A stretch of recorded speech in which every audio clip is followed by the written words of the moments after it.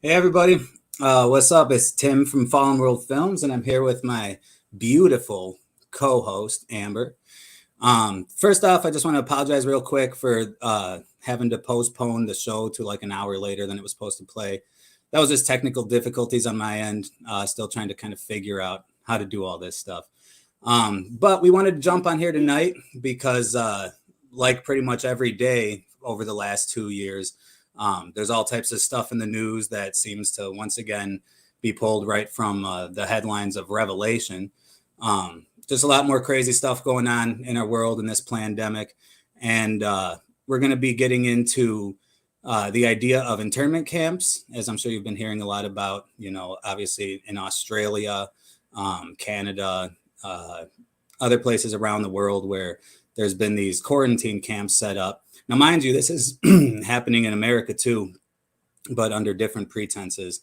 And we're going to kind of get into that and the implications of it. And then I also want to get into something else that's been in the news recently, as in the last 2 days, which is, I guess, in Sweden, it's been proposed, the technology is being proposed to use implantable microchips to be used as a V-word passport. I got to come up with like a expression for V word, for the V word. I don't know if I should say it or not. I feel like I'm allowed to read it with articles, but the way that YouTube's algorithms work, like we're really not supposed to talk. Well, with all your strikes, it's like yes, better safe than sorry.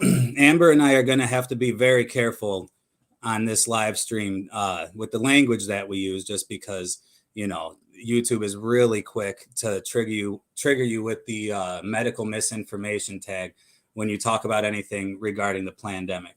And I've in the past already lost a couple videos because of it. But I think that I've been covering this long enough that I sort of know how to work around that now. So anyways, those are the topics we're getting into. Before we jump into this, Amber, is there anything you want to say to our lovely two people that are joining us right now? Thanks for joining. We appreciate it. I know it's super late. It's probably a work night for most people, but Tim has a 4-day weekend, which is super exciting. That's right. But thanks for joining, and hopefully you can chat with us. Yeah, I hope whoever else joins or whoever's on there right now, feel free to hit us up in the live chat. Amber keeps an eye on that. And so before I jump into this little slideshow that I put together, one thing that I recently has been coming up in a lot of my YouTube channels that I subscribe to has been this coverage of what's known as the New York Assembly Bill. And I think it's called Assembly Bill A416. I'm about to pull up some slides, so we'll see if I'm right about that. But I think it's A416. And there's been a lot of really, I don't even know what the word is for it, like sensationalized, I guess, articles about this saying that, trying to make it sound like there's an actual law in progress that's about to create like concentration camps in New York. Well, that's not really what's going on, but what's going on really is really creepy and it's worth looking into. And Amber, do you have any ideas or any thoughts before I jump into this on detention centers and quarantine camps, or the idea of being detained as an innocent person? What Well, I mean, I don't know. It's crazy. So, in 2015, I was 15. So, I didn't really care about stuff like that then. I wasn't educated about it till, the whole COVID thing last year and this year. But I don't know. It's a scary thought. And it leaves, if you look into it, it leaves a lot of, gray area for, what these, court-ordered, this court-ordered, detainment means. It's there's only so many days you can be detained without a court order, but there's no, you can just keep applying for this court order. Yeah, we'll get into that. We know that there's a historical precedent behind this. They the old adage that if you don't know your history, then you'll be doomed to repeat it or condemned to repeat it. And obviously there's the big Holocaust, and there's been numerous times in history that the worst case scenario has occurred, where government got too much power, became tyrannical, and eventually started rounding up citizens, particularly dissidents against that government, and putting them into camps, and as not only America, but the whole world has been treading down this dangerous slope that we've been on over the last 2 years, particularly for, old time conspiracy guys like me, but really just anybody that's paying attention. I think it's really a serious threat that we got to consider. We got to look at history and compare it to what we're seeing right now. A big proponent of the Nazi Germany Holocaust days, it was preceded, before it got to, its worst levels. It started with a campaign of, discrimination, and it started with, show me your papers, and with dissidents of the Nazi Party being, penalized and being silenced, and it was just really a campaign of persecution that just gradually grew into what it turned into. This has happened a few times throughout history, probably more than history even recounts. Let me just jump right into this, and we'll make these connections together. All right, I started here. Now, you might not right now know who Nick Perry is, Assemblyman Nick Perry, but you're gonna know soon. Conspiracy theorists and those who spread misinformation online are once again trolling on social media, posting concocted stories about A416. See, I was right. To deprive these individuals the ability to use this issue for fuel to spread their fire of lies and mistruths, I will take the appropriate legislative action to strike the bill, remove it from the calendar, thus ending all consideration and actions that could lead to passage into law. Get magic potioned and stay safe. I'm gonna call it magic potion maybe for this stream. And I didn't coin that. I'm sort of borrowing that from our buddy A Call from an Uprising, but I think it really encapsulates what's going on with the situation. So anyways, this is the guy, Nick Perry, Assemblyman Nick Perry. I forget which state he's from. Democrat, clearly. He's the sponsor of this bill, okay? And I know we haven't gotten into this bill yet, but to set it up, he's saying because of all the conspiracy theories that are arising about this bill, that he's going to pull it. And so no one ever has to worry about it anymore. And then he tells us to get the potion. So what is this bill? Assembly Bill A416. And this says 2021 to 2022 legislative session because it hasn't been struck from the records yet. But it was originally proposed in, I don't know if I have the link here, but in 2015. And when it was first proposed, it was due to the Ebola outbreak, right? And when you see what this gets into, you're going to see some really creepy similarities between what's happening now, via the CDC and the lockdowns and what we're dealing with now, and then what was proposed back here in 2015 for Ebola, and if you remember that period of time, there was a little bit of a media frenzy about it, but nobody was walking around in masks and there was no mandatory magic potions, or nothing like that, So in context to what was actually going on in 2015, this is even more radical, As we go through this, I hope it makes a little more sense. Assembly Bill A416 relates to the removal of cases, contacts, and carriers of communicable diseases who are potentially dangerous to public health. Here's how it starts. January 6, 2021. Again, this is just this year's, reinstatement. Introduced by M. of A. Perry, read once and referred to the Committee on Health. An act to amend the public health law in relation to the removal of cases, contacts, and carriers of communicable diseases who are potentially dangerous to the public health. The people of the state of New York, represented in Senate and Assembly, do enact as follows. Section 1. The public health law is amended by adding a new section, blah, blah, I think I go on to it here.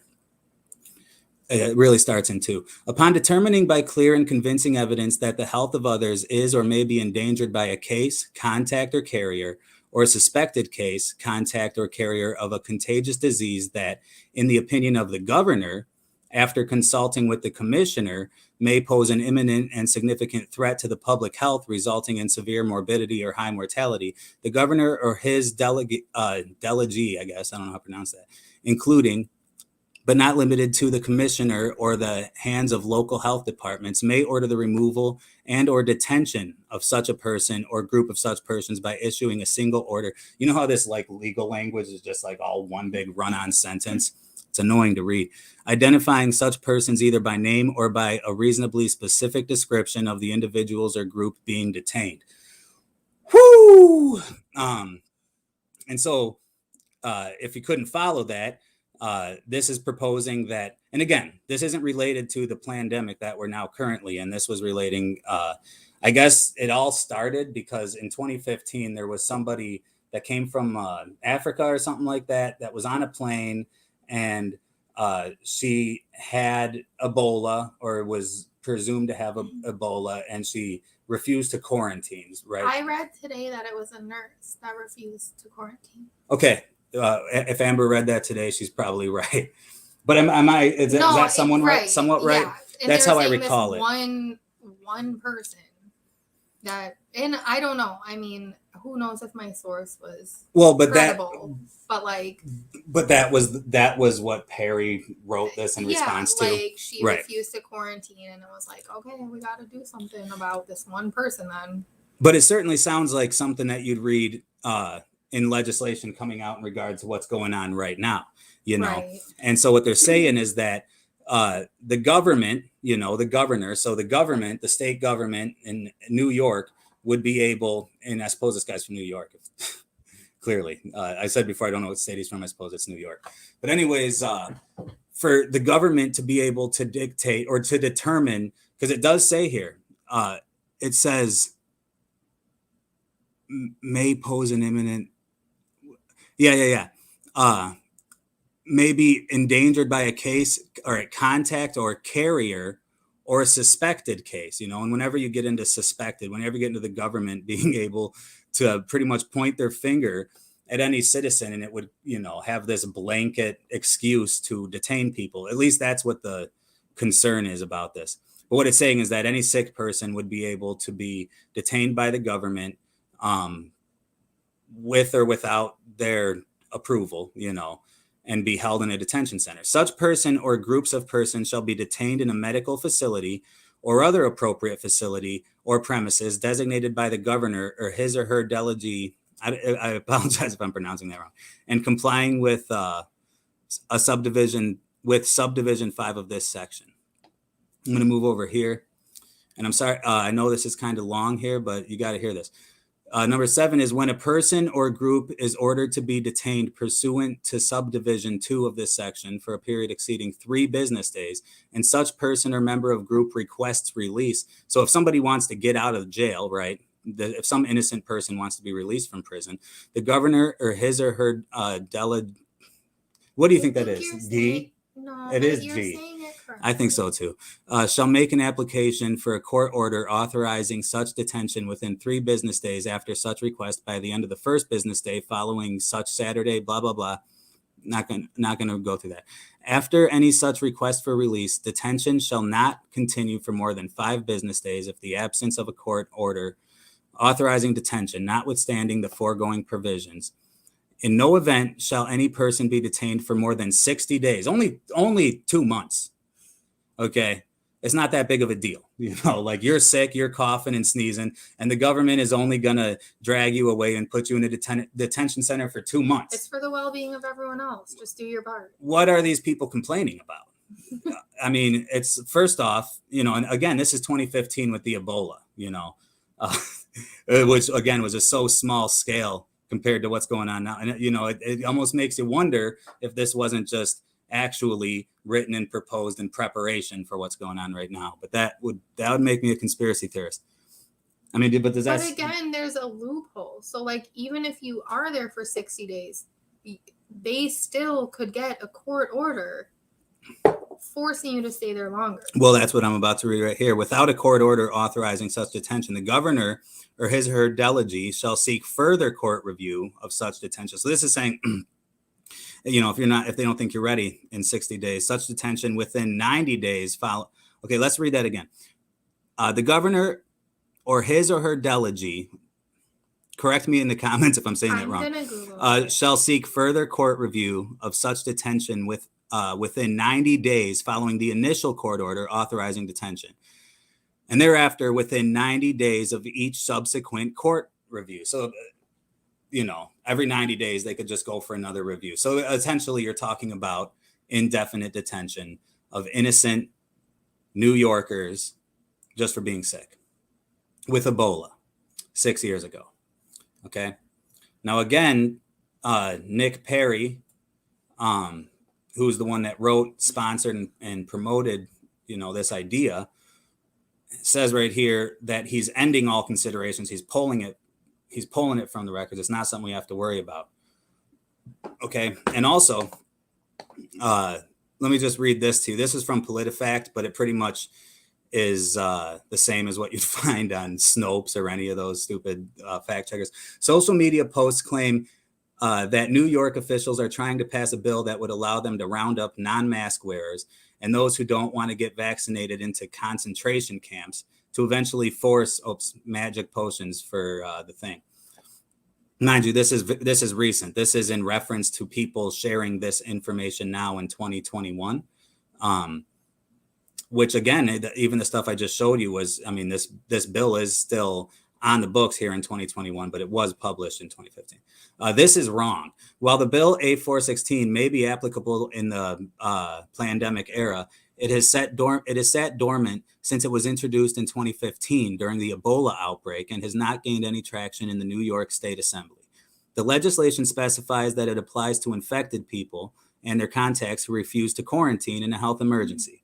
The bill has no co-sponsors and has never once been heard by committee, despite being introduced in the 2015, 2016, 2017, and 18, 2019, 2020 sessions.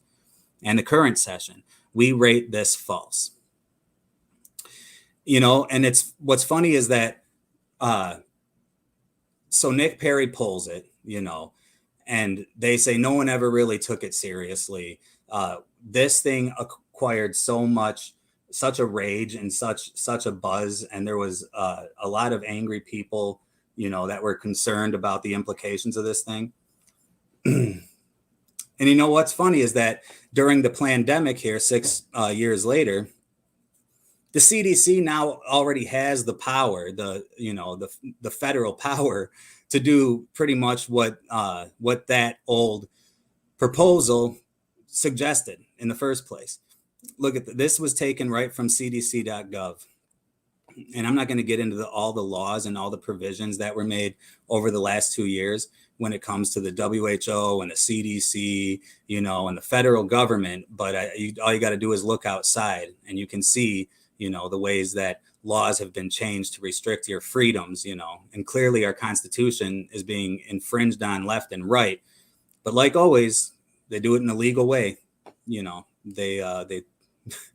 They do it because when you run the legal system, you can do everything in a legal way.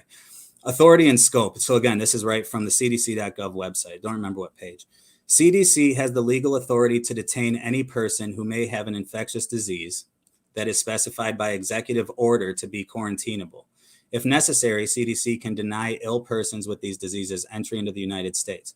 CDC can also have them admitted to a hospital or confined to a home for a certain amount of time to prevent the spread of disease. Now, again, I know this isn't news to you guys. In fact, this is something that now we've been subjected to for over 24 months or however long it's been.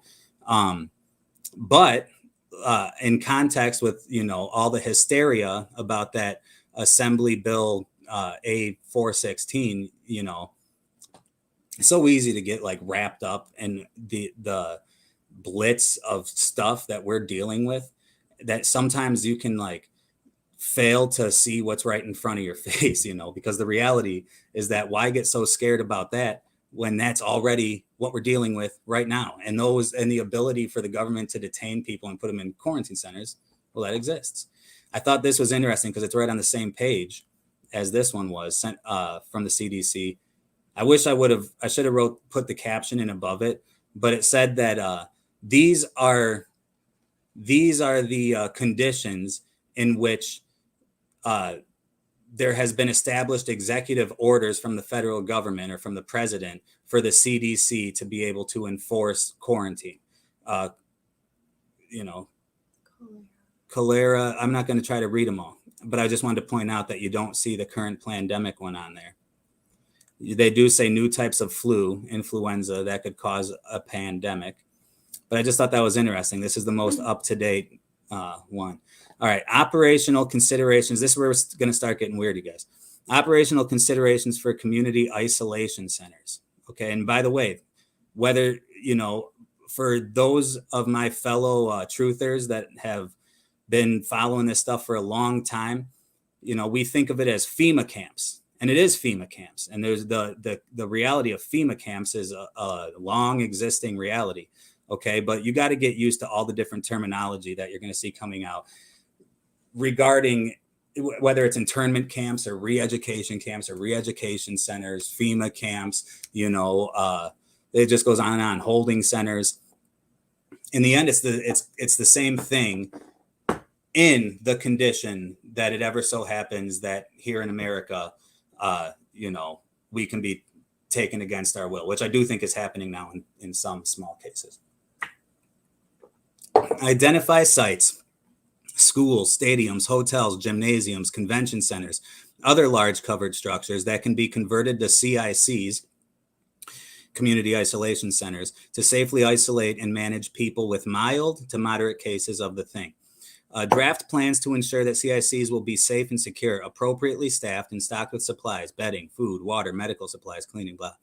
Identify and address challenges or issues in the implementation and use of CICs, and also make operational decisions based on the local level of community transmission of the pandemic based on information from local, state, provincial, or regional health departments. And this is all on the same page. Establishing a community isolation center. The physical setup of a CIC takes time, planning, and resources to meet the needs of patients and staff. Consider local context, local health system capacity, and other factors that may keep people from being able to isolate safely at home. Community isolation centers should be set up and operated even when levels of community transmission are low.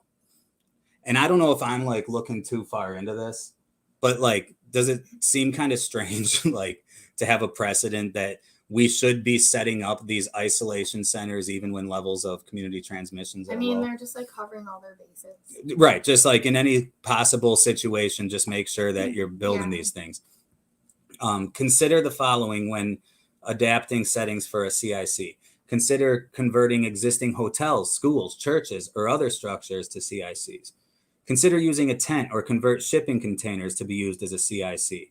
If no suitable buildings exist, the size of space needed depends on the size of the community, the CIC, and the number of active pandemic cases in the community. Okay, I know this is getting kind of boring, you guys, but I think I'm gonna flip the table on you right now. Okay, because as I was looking through all this, and this isn't just as I was looking through, it's actually been as long as this stuff's been going on, as long as I've seen the first mention of a quarantine camp, and actually even longer than that. When it comes to this, convert existing businesses and churches and, local, public spaces into quarantine camps or holding centers, or okay, yeah, right. Or because I don't want to go too far. To convert them into those, right? Tell me it's not setting a precedent. Okay, I'm getting too far ahead of myself, Amber. I'm sorry, you guys. Let me just move ahead of myself. I've warned you before I can be so scatterbrained, but here we go. Now remember, everything that first bill that A416 was introduced in 2015. Something else that happened in 2015 was the Jade Helm thing. Do you guys remember that? Do we have anyone in the comments, by the way? Yeah, we got 11 comments. What's going on here? We got Steve Stevenson, Amanda Heredia, and Doug O'Keefe. Awesome. I'm off until the new year. Good for you, Amanda. That's exciting. How do they define? Yeah. We also got this. And all I can say here to Anaha Kabwatinhatha is I totally agree with that. All right. So Jade Helm in 2015 was a nationwide exercise that there was a whole lot of controversy about, and a lot, the media called it hysteria about. And I remember this clearly. I mean, I was following this really close, and the concern was that there were going to be all these military troops, right, and all these different military groups, and operations that were going to be sent to and stationed all over key areas of America domestically to engage in these training exercises where certain states were to be considered hostile, and where essentially they were going to be practicing things like guarding, medical facilities and guarding public streets. And really, it seemed to a lot of people like it was just practice for martial law. And this was in 2015. On July 15th, approximately 1,200 U.S. troops, mostly special operations forces, will participate in Jade Helm 15. This is also from PolitiFact, from a fact-checking source. And this was written before it had started. But a 2-month military training exercise sprawling across 7 states in the American Southwest, including Texas, Arizona, and New Mexico. While Jade Helm will be one of the largest military training exercises ever performed on domestic soil, the operation has garnered national attention for a slightly different reason. It's the subject of conspiracy theories propagated by wary libertarians and conservatives worried about the potential establishment of martial law. These theories have climbed all the way up to the highest levels of state government, eventually prompting Governor Greg Abbott to declare in April that he will have the Texas State Guard monitor the training exercise. This was a map of that was released of the Jade Helm exercise and kind of what they were going to be executing. You can see down here, the red states are hostile, the blue states are permissive. And, the concern, so Obama was in office. Things were really kind of crazy in 2015 politically, almost to an extent that was like a precursor. Well, it led into Trump came in 2016, and it's really ever since this, it's really just gone straight downhill. But so yeah, Jade Helm really scared people. But this is where I want to take this to. One aspect of the Jade Helm conspiracy, what people were reporting on. And by the way, I did see a lot of evidence, to substantiate some of these claims regarding this. But the idea was that, and mind you, and you could look this up yourself, but in 2015, there were a lot of Walmarts that were closing down. I didn't want to go that far. I think there were 5 Walmarts that were like mysteriously shut down, right? And there were reports coming out that inside of these closed down Walmarts, they were being emptied out. And part of these Jade Helm exercises was practicing converting these Walmarts into holding camps, holding centers, internment camps, where they had,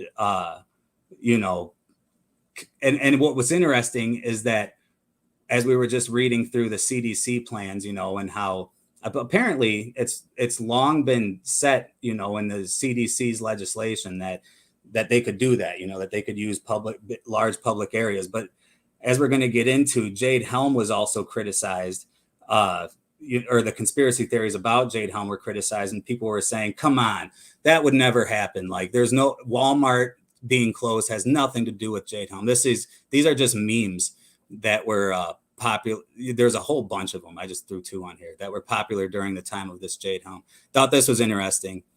I looked this up. When I did a reverse image search, the first year that I could find this being posted was 2017. But I swear it was regarding Jade Helm, and I first saw it in 2015. But it says here, FEMA mandatory magic potion, and you kind of look at this, and it's like obviously, a parody in a way, and it's extreme, but it seems a lot more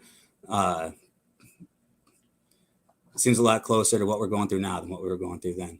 A look inside the Walmart turned immigration detention center for children. So despite the fact that it was just a conspiracy theory, right? And despite the fact that everyone on the media was saying, no, this whole Walmart being used as detention centers thing is a ridiculous conspiracy theory. Well, then a few years later, we're in 2018 and there was a big surge on the border of immigrants, right? And if you recall, there were these Walmarts that were being used to hold people. Just like everything else that's gone on in the last 2 years, just another conspiracy confirmed by which will never be vindicated. And so it's not just conspiracy theorists that are seeing connections between these quarantine camps and these isolation centers and internment camps, and concentration camps. And I could go on and on about this, but I just threw, just a couple examples in here. Obviously, I hope you guys know about what's going on in Australia. And by the way, have you guys seen the video I made called "The Land Held Under," which is kind of like I know you saw it, babe. It's like a tribute. It's like a tribute. Australia. Yeah, it's a tribute for Australia. And it's funny because a few days ago, I got an email from YouTube saying that your video, "The Land Held Under," is now going to be age restricted. And for any of you that saw that and maybe noticed how there's absolutely no violence or sexual content or foul language or anything like that in it, it was just ridiculous that, in order to see this perfectly PG video, it said you must be 18 or older. But I appealed it and I actually won that, which is rare. Anyways, Ron Johnson came under fire for referring to these Australian internment camps and some of the stuff going on in these different countries. Well, as internment camps, he was here you see Australia refers to it themselves as internment camps, but he was referring to these quarantine centers as internment camps, came under a bunch of fire for it.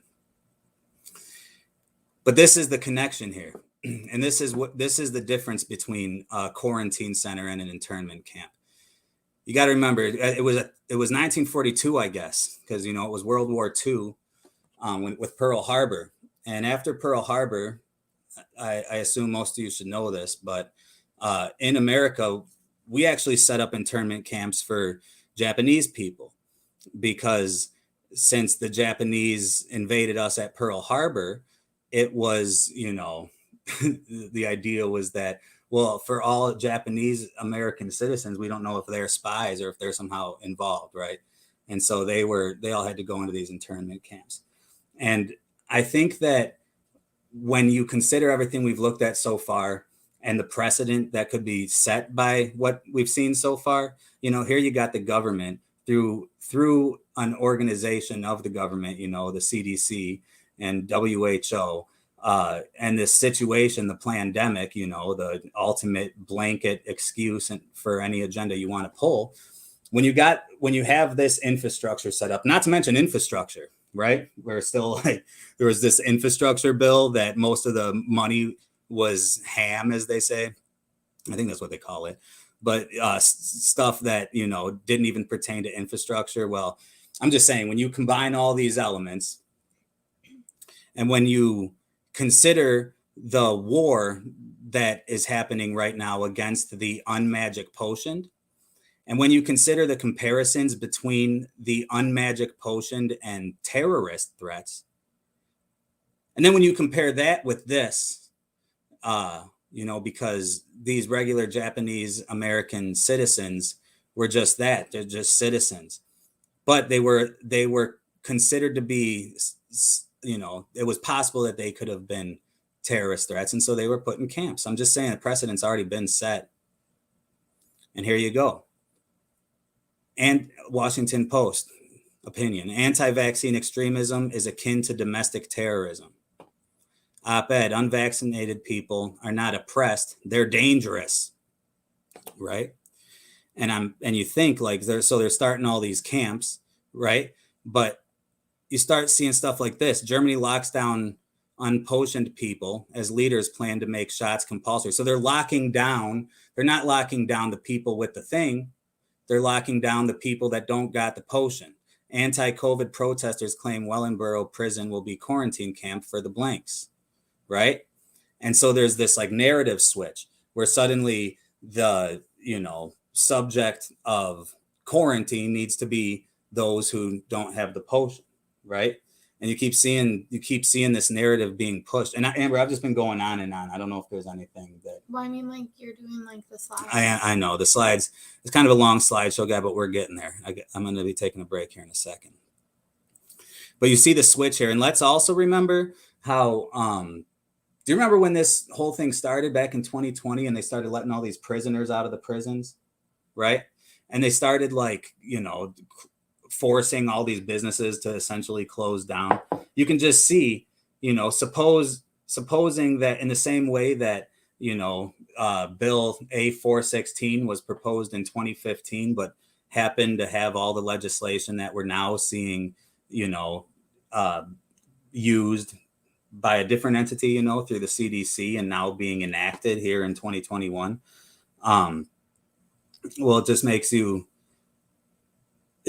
wonder if, if we are currently in the process of preparing space for the camps that, might come down in the future. And at this point, what I'm saying is completely speculative, but look at all this yourself. I think it paints a pretty obvious picture. I just put this in just to show more evidence of how the unpotioned are being labeled as terrorists. I remember Joe Biden saying that, those who aren't getting the potion are killing people. That was like a narrative they were pushing for a while. And they're so selfish. Right. So if there's all this space cleared up and they're already worldwide kind of, putting out this idea that, and remember, I'm not going to go back to the beginning of the slides, but another part of that A416 bill was that you were going to be detained if you were a threat to, public health. Well, what do they say about those of us that don't want to undergo the forced procedure?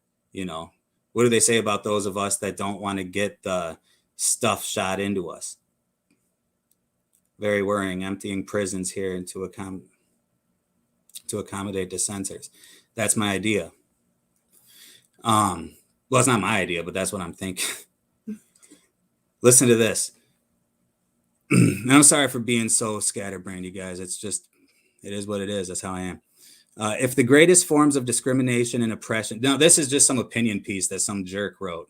All right. But I actually do think I don't think this reflects actually what regular people walking down the sidewalk feel like. But I do think that this is pretty much what the media would say if they were able to speak as freely as opinion piece writers do. If the greatest forms of discrimination and oppression are that you have experienced in your life are not being able to go to a bar because you would not wear a scrap of fabric over your nose and mouth, then you've lived a pretty privileged life. By refusing to get the V word and not wearing masks, you are being selfish. You are saying that you do not care if vulnerable people die as long as you get to live your life. Right. Because if I don't put that little scrap of fabric over my nose, then people that got this medicine to protect them from what I potentially might have, very unlikely, but potentially might have, is going to somehow kill them. What? It's about time that people who refuse to get the V word face the consequence of their actions. And that is all that is happening here.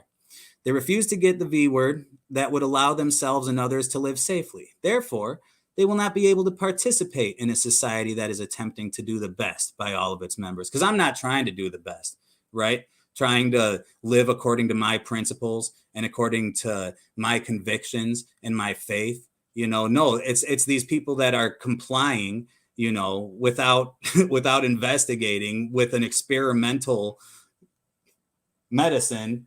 And I'm using terms that I think will be okay to use. It's not the terms I wish I could use, right? But it's a procedure, a medical procedure you're being forced to do. And she's saying that the good people are will just immediately comply with this. But the important part is I shouldn't be allowed to participate in society. I shouldn't be allowed to breathe the same air. My kids shouldn't be able to breathe the same air as this lady. You are not oppressed. You are dangerous. It is not safe for you to be around others, even though we got the magical potion that will keep us from ever getting sick with what you have. But you can't even come out of your house because you're going to make me sick, even though I can't get sick.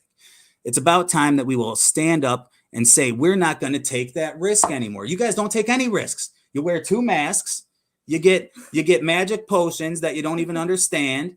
And you go along with every rule that they pass at you. And now you can, and even under all those conditions, you see somebody not wearing what you call just a scrap of fabric over their nose. And right. You say, oh, you're putting me at risk. But do you see the narrative that's getting painted? I hope that I've conveyed, I know I was really wordy, and I know I've had a hard time kind of getting through this for just my own difficulty speaking tonight. But did you kind of see the flow? How we went from 2020, the suggestion of quarantine centers to, the opening up, like Mega Excess Boy pointed out, of all these buildings and all these spaces that could be used to hold people. And you just see it growing and growing. And now they're pushing the mandatory potion, right? Which is another conspiracy that would never come true. And as all this stuff is happening and you see this divide, right? You see this whole Civil War thing they're trying to create between the compliant and the free, right? I'm just saying, you see how it's twisted. It went from justifying having these spaces and justifying detaining people to keep us safe, right? To now it's almost like punishing those who aren't playing along. U.S. will deploy troops to help hospitals during Omicron wave. Distribute free pandemic tests starting in January. The troops deployed to hospitals will include doctors, nurses, paramedics, and other personnel during January and February as needed, the senior administration official said. The White House is also deploying 6 emergency response teams to Michigan, Indiana, Wisconsin, Arizona, New Hampshire, and Vermont, the official said. Biden is also activating response teams from the Federal Emergency Management Agency, FEMA, to work with states to expand hospital bed capacity paid for by the federal government. The official said, FEMA is ready to deploy hundreds of ambulances and emergency medical teams to help move patients between hospitals if the facility reaches capacity, the official said. Nothing too scary here, apart from the reality that the National Guard is being deployed. And when you're talking about internment camps, when you're talking about FEMA camps, right? And then you see that the National Guard is being deployed to somehow help. Look at this guy. Here you got a soldier giving a guy a shot, like playing the role of doctor. And it just reeks of martial law, and it almost seems like Jade Helm in real time. But the real one, the real Jade Helm, here's from the BBC News. I think this is the last slide I put in regarding this because I started running out of time. But if you don't think that these quarantine camps are prisons, Howard Springs, Australia police arrest quarantine escapees. The trio scaled a fence at the Howard Springs Quarantine Center near Darwin.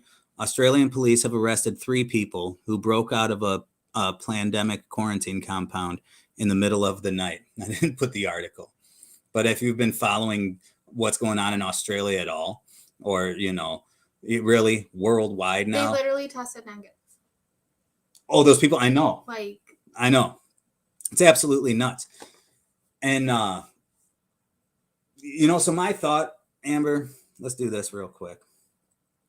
Let's talk for a second before we move on. Let's just talk. Put that thing up. All right. Whew. So congratulations to any of you who bared with me through that. I know it was really wordy, but I hope that you got something out of it, and we still got some more to get into. But Amber,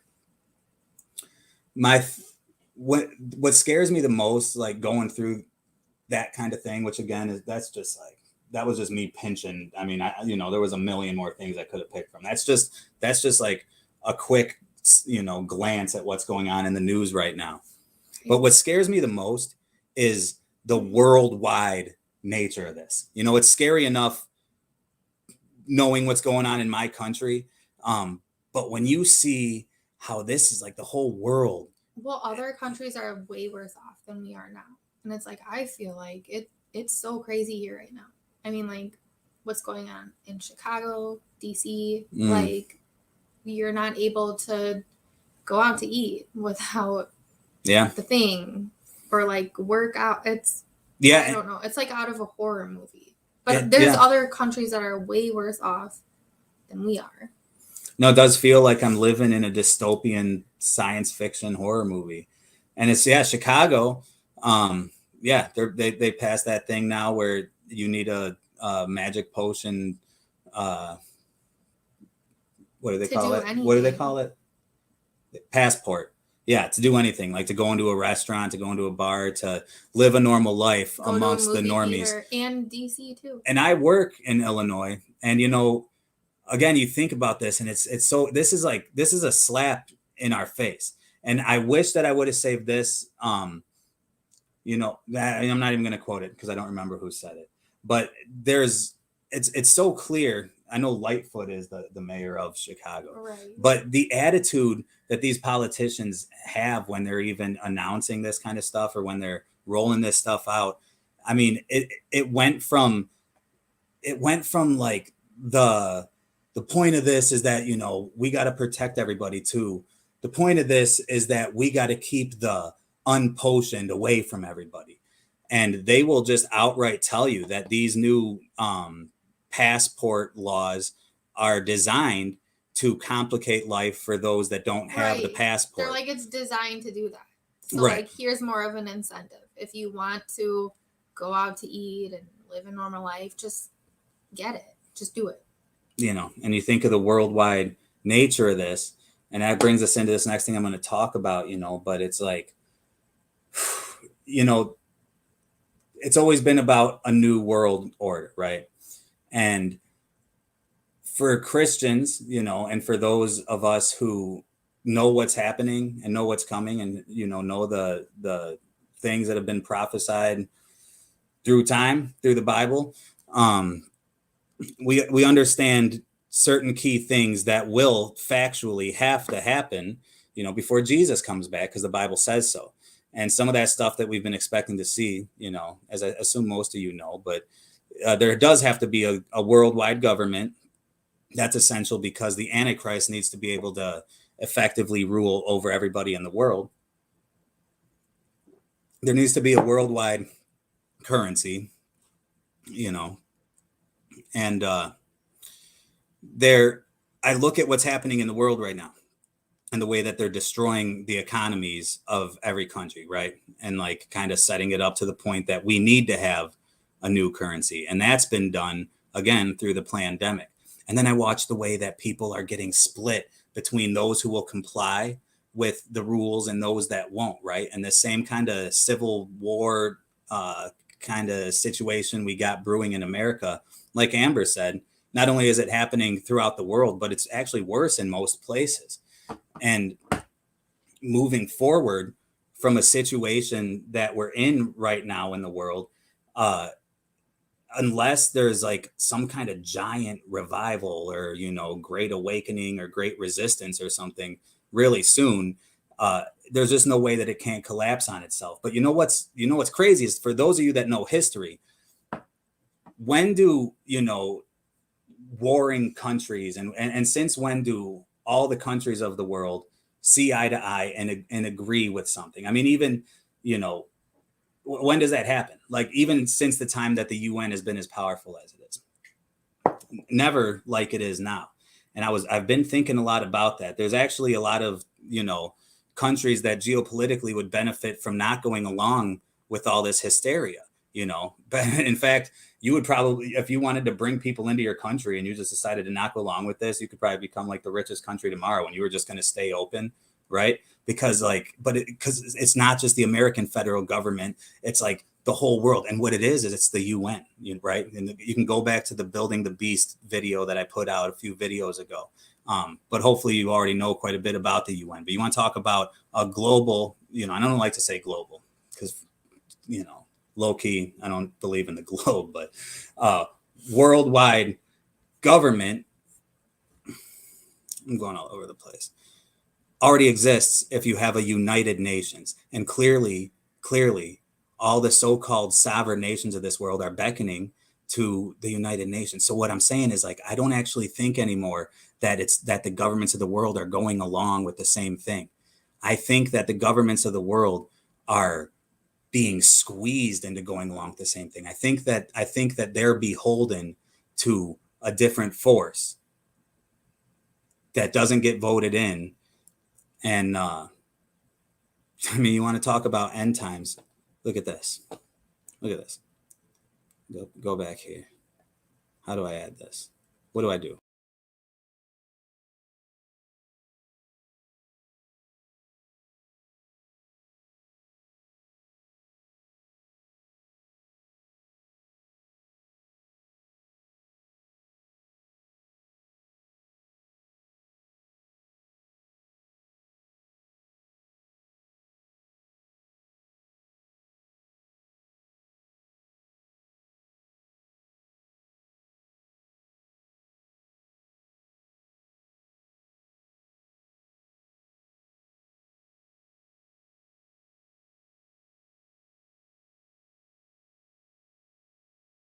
Audio. She just sent a picture. Dude. Okay, can you guys hear me now? Now can you hear me? I think I figured it out, I hope. Tell me if you guys... Yeah. Can you guys hear me now? Did that fix it? We're trying to figure it out.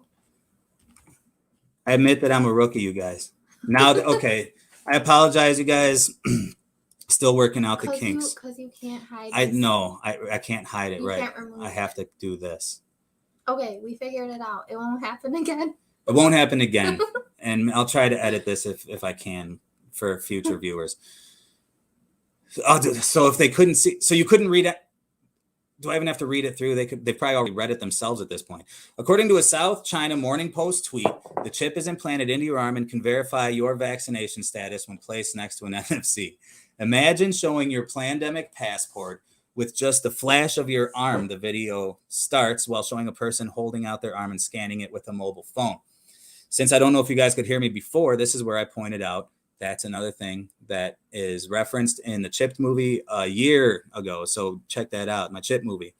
I'm not just plugging it. It's good information. And come on, guys. You know how long it'll be if I can't make a dime. I always got too many strikes. So this is not Anyways, it comes as health experts continue to highlight the success of the V word in battling the pandemic and its effectiveness against the disease. While the Omicron variant has recently led to a great surge in cases, experts say a booster shot is the greatest move against its spread. And look, they misspelled it, against its spread. So Amber, did you hear those new booster songs? Did you hear the Jimmy Fallon one? Mm-mm. Oh, you didn't? I was hoping that you did. No, I haven't. It's dumb. Should I have? Well, there's just all these songs. Like the White House just put out a song. The Jimmy Fallon Tonight Show or whatever it is had some song with Megan Thee Stallion called "Get a Booster." And by the way, Megan I've heard. I haven't listened to it. Megan Thee Stallion is You'll probably get a strike just for reading this. I know, man. I know. Seriously. Megan Thee Stallion really annoys me, and I'll tell you why. Because "thee" means you.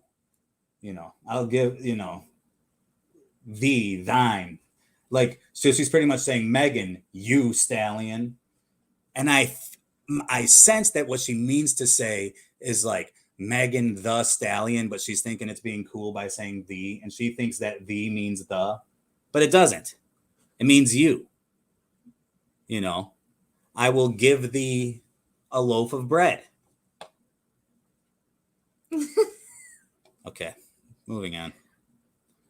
Under your skin, microchip implanted in your arm could track your COVID potion status with just a cell phone scan.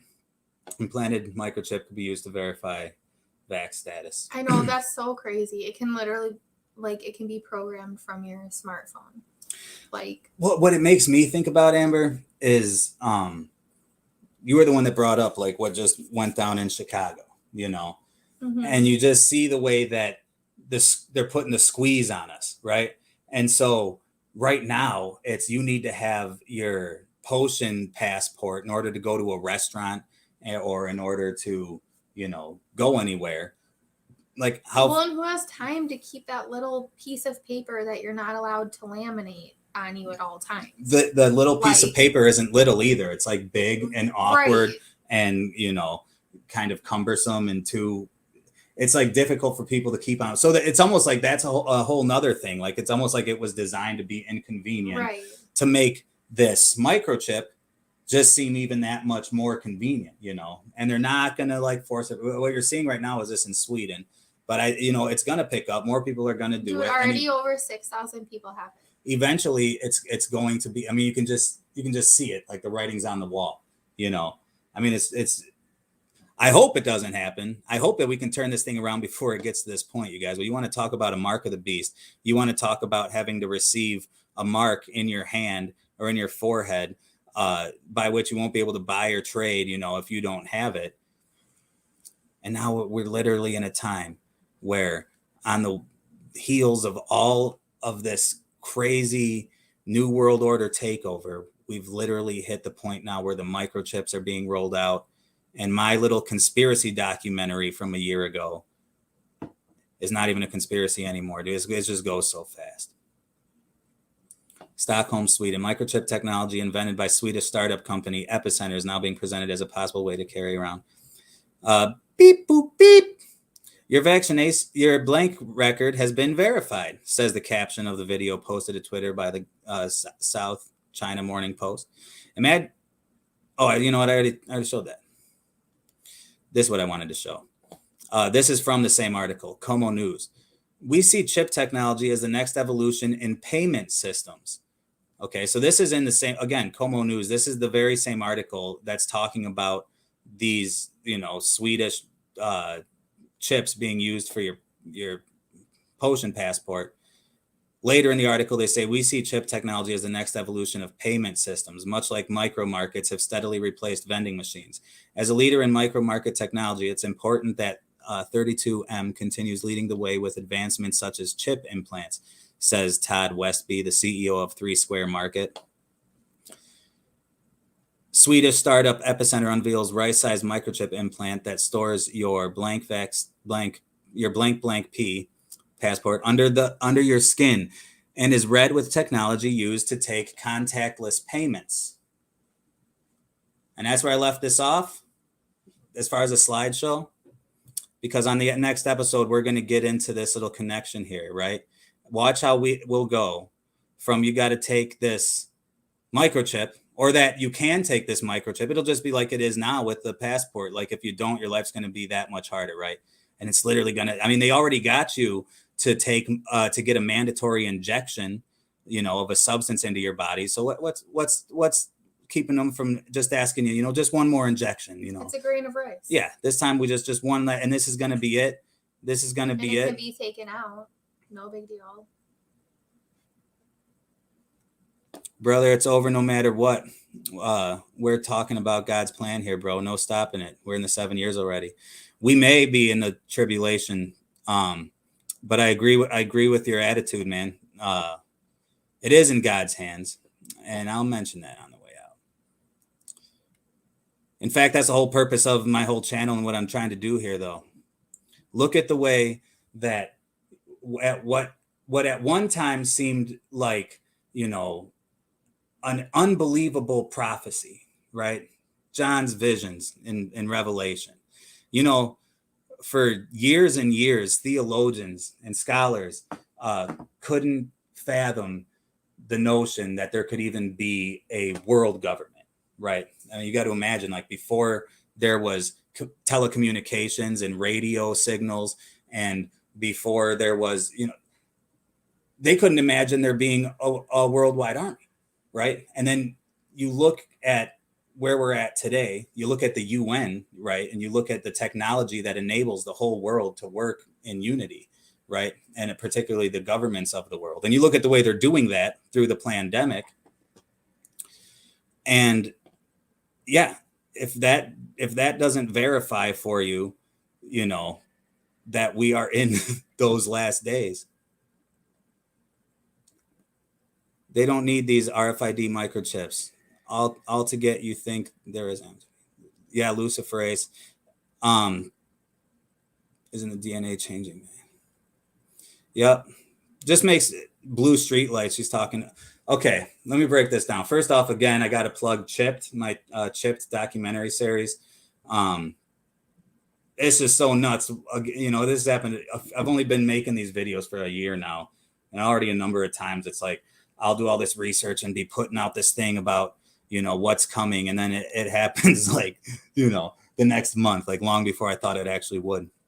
This luciferase is an enzyme that glows, and they want to put it in the man, what do they call those? Bill Gates proposed a I wish I could remember what it was called. But this tattoo essentially that goes under your skin, and they use a bunch of micro needles, and it would give you a mark that has this luciferase in it that would literally glow when you put like you could use a cell phone, or when you put, you know, a device over it, and it would literally glow like through your skin, right? Lucifer, as I've mentioned in so many videos, which means light bearer, you know, and so she also brings up these blue street lights because around the world, if it's an interesting thing to look into, there's a bunch of street lights that are going up that have like this black light effect, and it's being called a mistake by the companies that are producing these lights, and that they're just faulty lights, but yet they keep going up and not getting changed. And there's those out there that are saying like these are going to interact. Why is that happening? Why is this happening? I don't know. Look at that. I don't get it. Is it going to do that with all of them? I don't know about this side. We also have to control this. This is mean by losing.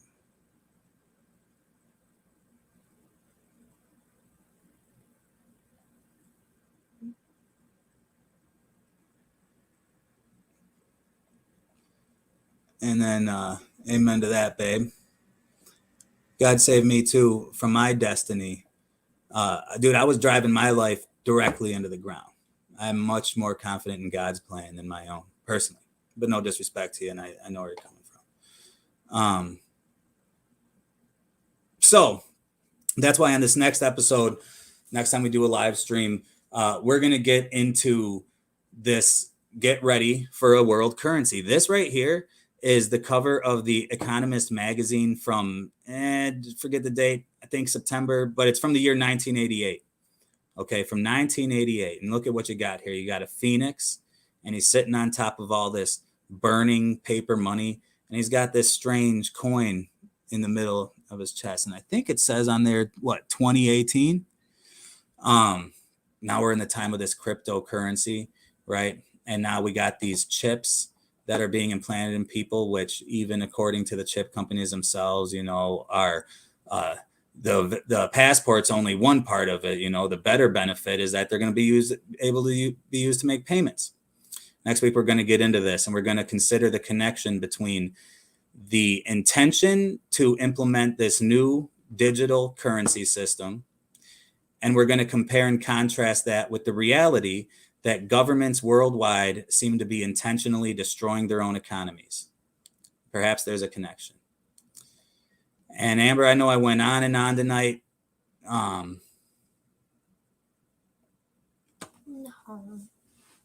I enjoyed it. I'm different on different nights. I feel like a little like embarrassed because I know that I stumbled over a lot of words there, but you guys have known me long enough. Tim, I get insecure, but that's like one thing I get insecure You're about. your own worst critic, and it's Right. like kind of your style. It's my style though. And deep down, you guys really enjoyed that. But so yeah, I hope you guys enjoy that. I'm going to come up here to the comments. Amber, is there anything you want to talk about? I mean, man, putting me on the spot like that. No, I'm just looking forward to the next video. And maybe I'll actually be able to look at the slides before we go on. So it's just that know. we're like, yeah, and I'm not going to end this stream like sitting there whining or asking for sympathy or anything, but it's like we're amateurs at this. Yeah. And it's like just when I was starting to get like really good at making the videos, in my opinion, I like them, you know, starting to get pretty professional. It's just kind of embarrassing, you know, to like get back into this position where I'm kind of, and now I'm doing it to a live audience. But I just hope you guys appreciate what at least I'm trying to do here. It's okay. We're in it together. What we are trying to do here, me and my co-host. What do you guys think of Amber being my co-host? You guys like that? Thank you, Amanda. She loved every minute. My girl. You know, it's not about me or my oration skills or oratory skills or lack thereof.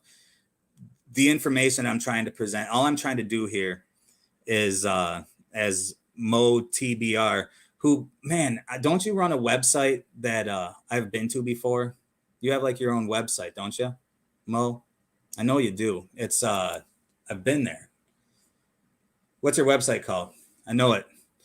But all I was trying to do with this, as Mo's answering that, all I was trying to do with this whole thing is show you two random situations that are going on right now in the news, right?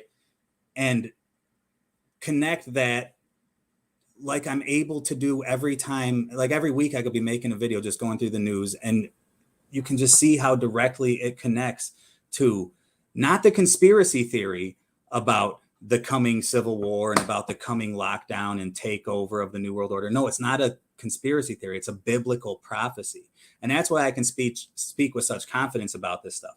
And honestly, that's where most of my information is honestly coming from. It's the Bible. And I think that that's what's made me kind of ahead of the game a little bit on things like, again, the Chipped movie and what's happening now. Like my motivation for that wasn't based on information that I was reading. I mean, of course it was after I started studying it and putting facts to it, but no, I just knew that according to my Bible, you know, in the end days, there was going to be a mark that would have to come, and that there was going to be a one world government, that there was going to be a world currency, you know, and to say a world currency, I just mean that you wouldn't be able to buy or sell if you don't have the mark. There was somehow you were going to have a thing on your body that you would need to buy or trade or sell anything. So it's like when you have faith, you know, and you understand what the Bible says, like how could you look around you at this point and not see that these prophecies are being fulfilled all around us?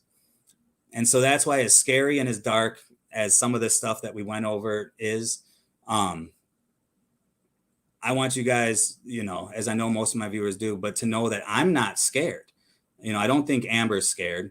You know, I am. I mean, I guess I am, like, for my kids, and like I'm really sad and I worry about, you know, them having to take the brunt of all this. But that's why it's important that we just like raise really strong individuals. Well, I'm just to stand up. Yes. In this world.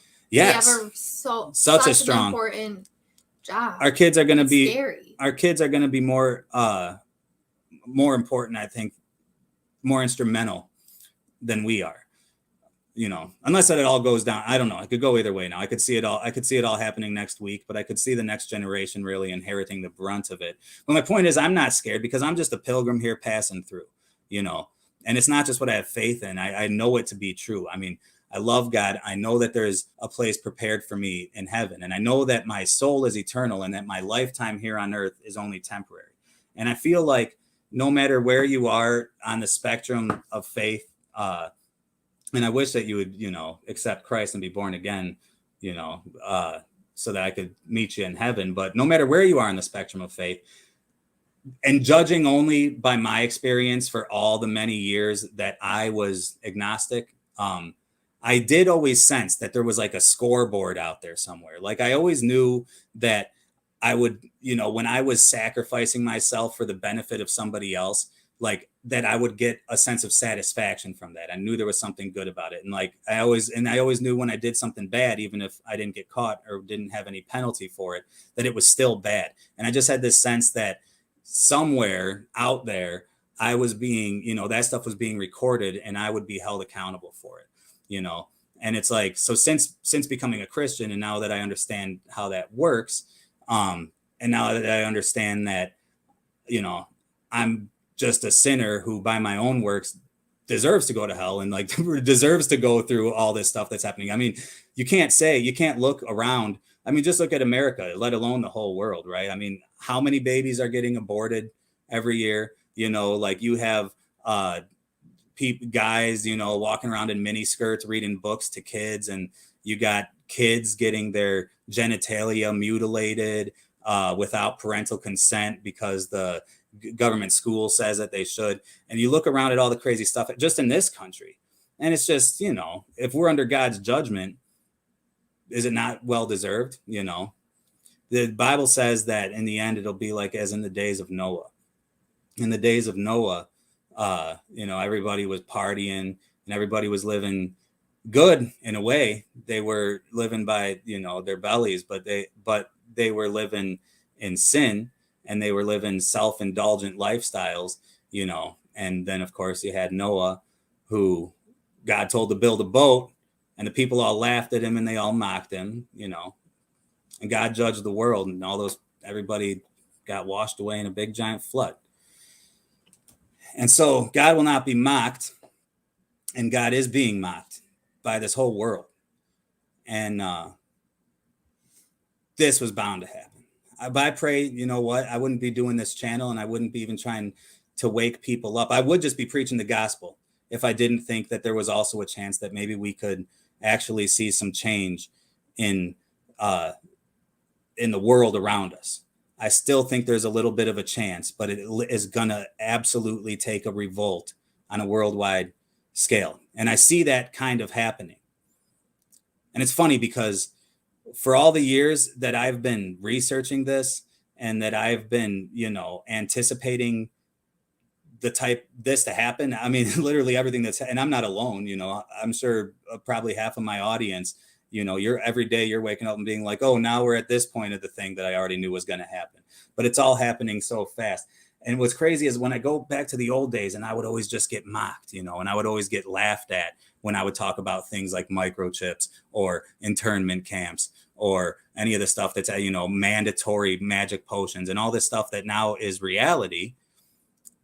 A lot of those same people that were mocking me before, and I'm not mad or angry about it, but is that a lot of the people that were, on making fun of me before are now suddenly, they're all awake, and they're like, yeah, I'm never going to take it, which is good. And I'm glad they have that attitude. But I'm sure some of you can relate that it's just so annoying that if we could, I feel like we did actually have a chance to actually kind of hold this thing back a little bit, but no one wanted to listen. Anyways, I'm ranting. And I think I'm going to be ending the stream. Amber, is there anything else that you wanted to add? Thanks for handling the comments, being a wonderful wife. On the next show, we are going to go through our slides together. That was another disconjointed sentence I was making before changing directions and talking about something else. We weren't able to even go through the slide presentation together because of how late I just kind of threw it together. And, if you didn't know, how many hours am I gone at work? Too many. 11 and a half. So 55 hours I'm gone at work a week. And then we got, I knew immediately. 5 kids. I'm like, he's gone. So it's just hard, you guys, but we're trying to make it work for you. 12-ish. Yeah. Closer to 12. Yeah. So please, that's why I need you guys to please share. Please subscribe to my channel. Please share this video. I mean, please, if any of this information helped you at all, or you even appreciated it, then maybe just share it and it could, help somebody else. But it'll definitely help me and this channel. And yeah. Oh, yeah, dude, please. I know. Yeah, you guys, please. I appreciate all the support. Please like, share, subscribe, comment, the bell notification, all that other stuff. Smash the like button, bell notification, all the stuff the YouTubers say. We love you guys. I hope you guys have a great night. We're just at 1:20. I'm going to try to keep these around an hour. And we're going to come back next time and continue where we left off and get into the intentionally the destroyed economy and the incoming world currency. Take it easy. Bye-bye.